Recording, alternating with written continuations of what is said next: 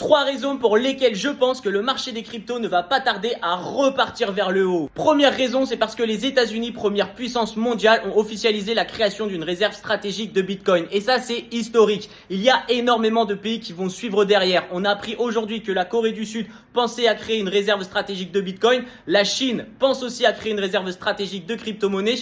BBVA, la plus grosse banque espagnole, vient de recevoir l'approbation pour administrer des services basés sur le BTC à ses clients. Et la Thaïlande vient de légaliser l'USDT. Beaucoup d'autres pays vont suivre. Beaucoup d'autres pays vont acheter des quantités de Bitcoin. Deuxième raison, la Fed ne devrait pas tarder à baisser les taux d'intérêt puisque les dernières datas concernant l'inflation montrent que l'inflation est de mieux en mieux maîtrisée. Vendredi dernier, Jérôme a déclaré que pour l'instant, il ne pouvait pas baisser les taux d'intérêt car il préférait attendre un petit peu d'y voir beaucoup plus clair dans la politique économique et commerciale de Donald Trump. Donald qui est actuellement en train de se livrer à une guerre commerciale avec d'autres pays. C'est pas très bon. Par contre, il risque de très rapidement trouver des accords avec ces autres pays. Dès que ces accords seront trouvés, Jérôme va baisser les taux d'intérêt, ce qui va pousser les grosses entreprises américaines à emprunter du dollar, puisque ça va leur coûter beaucoup moins cher. Et qu'est-ce qu'elles vont faire avec ce dollar? Elles vont l'investir dans le BTC pour suivre un peu toutes les plus grosses entreprises américaines qui ont déjà commencé à acheter du BTC.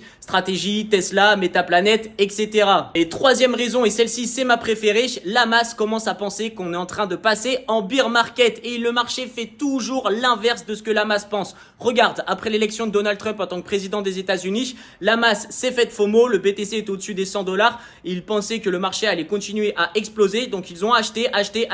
Résultat, bam, correction. On est en pleine correction, la masse commence à paniquer, la masse commence à revendre. Lorsqu'elle revend, elle crée de la contrepartie. Les whales continuent d'accumuler en achetant beaucoup de Bitcoin. Et donc, il faut toujours faire l'inverse de ce que fait la masse. La masse est en train de se faire piéger. Le marché des crypto-monnaies devrait repartir vers le haut. À toi de me dire ce que tu en penses dans les commentaires.